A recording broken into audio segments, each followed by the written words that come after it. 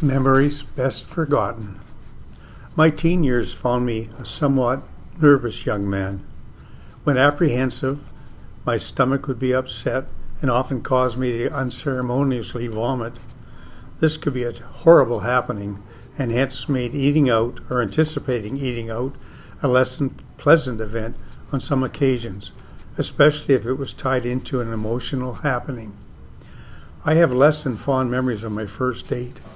I went to pick up my beauty of the day. I remember walking from her front door to the waves and best wishes of her parents.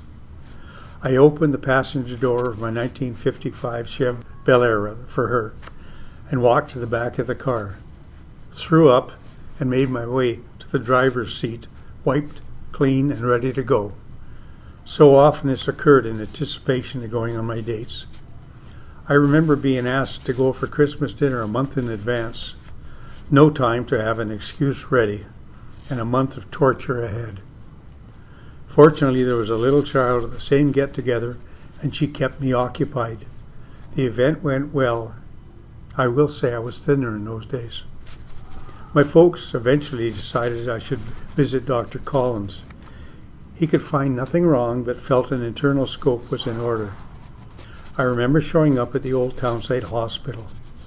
I was given a white gown with a rear slit and told to go to the waiting area with all the other victims, sitting in their gowns like a murder of crows perched on a wire.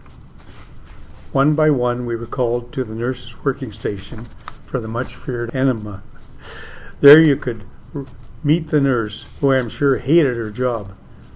"Get on the table," she ordered. "Butt in the air." I watched her fill what looked like a can you would use to put oil in your car. I felt violated as she started pouring in the lukewarm liquid. "Enough," I said. "Not yet," she said. "If you don't stop pouring, it's going to be embarrassing for the both of us," I said. "Lay there as long as you can so the percolating concoction can work," she said. "Where's the bathroom?" I said. "Down the hall to the left in front of the patient waiting area," she said. "Look out," I said. Down the hall I flew, gown flapping in the breeze. I reached the door, tried the handle, locked. No time to plan. All hell was about to break loose. I charged up the hall and dove into the first available doorway. The door opened and in I went. Unfortunately, I interrupted a pastor and his bereaved client. No time to explain. Thank goodness I found a toilet. I was hesitant to go out of the washroom after my emergency was over for the first time being. My apology was thankfully accepted, and I was on my way to the waiting area where I could contemplate my next event with barium. On another occasion, under Dr. Browett's care, a scope was ordered. The accompanying enema was carried out in the Townsite Hospital emergency room. The event started with my neighbor, Elsie, doing the procedure. "Hi, Dave. Hop up on the table." The deed was done, and then I was asked to wait for the potion to work while on a toilet on wheels in the middle of the emergency room, partly hidden behind a small curtain. It was open enough for everyone passing through the room to see my upper body.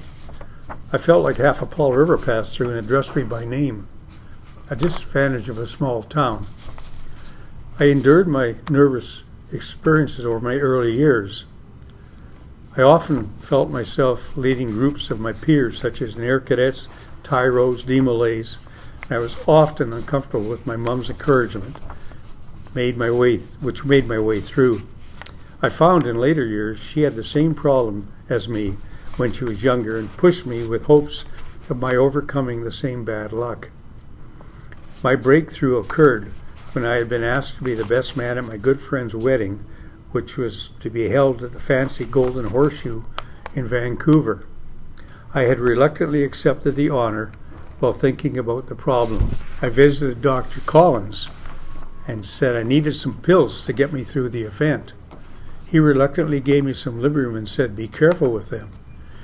We ventured to Vancouver in preparation of the wedding. We enjoyed a pre-wedding dinner and all went well. The ceremony started at 2 the next day. I arrived with my trusty pills in my wallet, just in case. My pal had a stuttering difficulty, which could be bad when under pressure. Everything had gone well up to that point. We were standing at the altar when he was to say his vows.